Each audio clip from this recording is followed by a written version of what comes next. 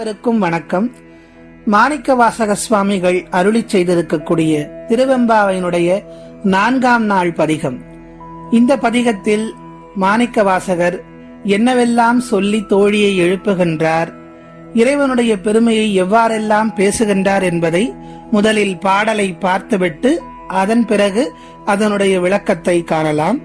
ஒன்னி திலநகையாய் இன்னும் புலர்ந்தின்றோ, வண்ண கிழிமொழியார் எல்லோரும் வந்தாரோ, எண்ணிக் கொடுள்ளவா சொல்லுகோம் அவ்வளவும், கண்ணை துயின்றவமே காலத்தை போக்காதே, விண்ணுக்கு ஒரு மருந்தை வேத விழுப்பொருளை, கண்ணுக்கு இனியானை பாடி கசிந்து உள்ளம், உன்னைக்கு நின்றுருக யாமாட்டோம் நீயே வந்து, எண்ணிக் குறையில் துயிலேலோர் எம்பாவாய் என்பது மாணிக்கவாசகர் அருளி செய்திருக்கக்கூடிய 4ஆம் நாள் திருவெம்பாவை பதிகம். பதிகத்தை போலவே இந்த பதிகத்திலும் மாணிக்கவாசகர் 2 தோழி பெண்கள் பேசக்கூடிய உரையாடலாகவே இந்த பதிகத்தை அமைத்திருக்கிறார். அதே போன்று ஒரு தோழி உறங்கிக் கொண்டிருக்கிறாள்.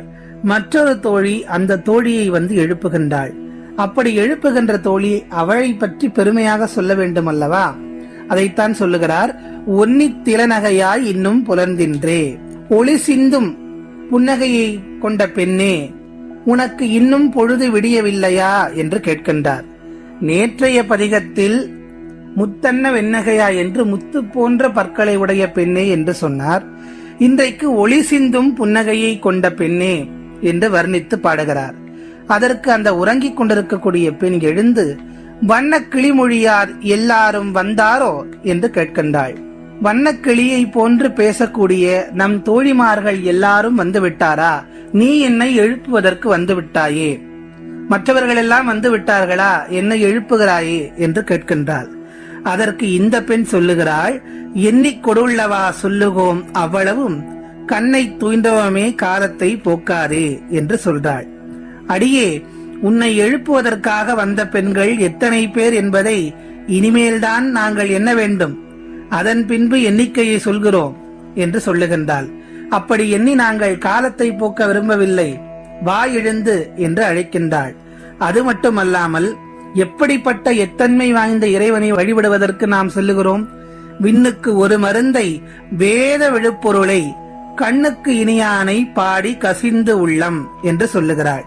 அதாவது நாங்கள் தேவர்களின் மருந்தாகவும் வேதங்களின் விழுப்பொருளாகவும் இருக்கக்கூடிய சிவபெருமானை பாடி உள்ளம் உருகும் வேலை இது. இந்நேரத்தில் அவர்களை எண்ணிக்கொண்டிருக்க முடியுமா என்று சொல்லுகிறாள்.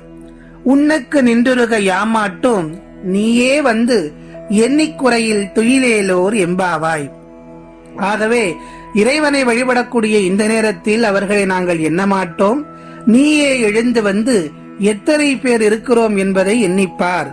நீ எதிர்பார்க்கக்கூடிய அளவுக்கு இங்கே பெண்கள் இல்லை என்றால் மீண்டும் போய் நீ உன்னுடைய மாய உறக்கத்தை தொடர்ந்து உறங்கு என்று கேலி பேசுகின்றாள் அந்த எழுப்ப வந்த தோழியர்.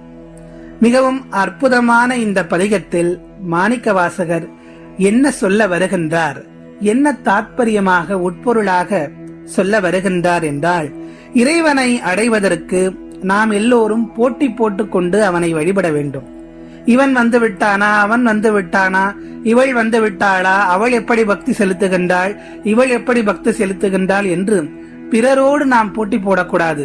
அவர்கள் வந்தால்தான் நான் வருவேன், இவர்கள் வந்தால்தான் நான் சென்று இறைவனை வழிபடுவேன், கோயிலுக்கு செல்வேன் என்றெல்லாம் இல்லாமல் நம்முடைய தனித்தன்மையை வைத்து ஒவ்வொருவரும் இறைவன் மீது அன்பு கலந்த பக்தியை செலுத்தி தங்கள் தனித்தன்மையை வளர்த்து கொண்டு இறைவனை அடைய முயற்சிக்க வேண்டும் என்பதுதான் இந்த பாடலில் மணிவாசக பெருமான் நமக்கு உணர்த்துகின்றார். சகல ஜீவன்களுக்கும் பதியான ஈசன் எல்லோரையும் காக்கட்டும். மங்களங்கள் நிறைந்த இந்த மார்கழி நாளில் அவன் புகழ் பாடி அவனோடு இன்புற்றிருக்க வேண்டுவோம். கரணங்கள் எல்லாம் கடந்து நின்ற கடைமுற்றன், காண்பதற்கு இனியன், அவன் பூங்குழல்களை பற்றி கொண்டு கரை சேர்வோம் தோழி என்று தோழிமார்களை மட்டுமல்ல மாணிக்கவாசகர் நம்மையும் சேர்த்து அழைக்கின்றார். மணிவாசகருடைய இந்த அழைப்பை ஏற்றுக்கொண்டு நாம் எல்லோரும் சிவப்பரம்பொருளை தொழுது வேண்டி அவனோடு ஐக்கியமாவோம் என்று சொல்லி மீண்டும் நாளைய திருவெம்பாவை பதிகத்தில் சந்திப்போம். நன்றி, வணக்கம்.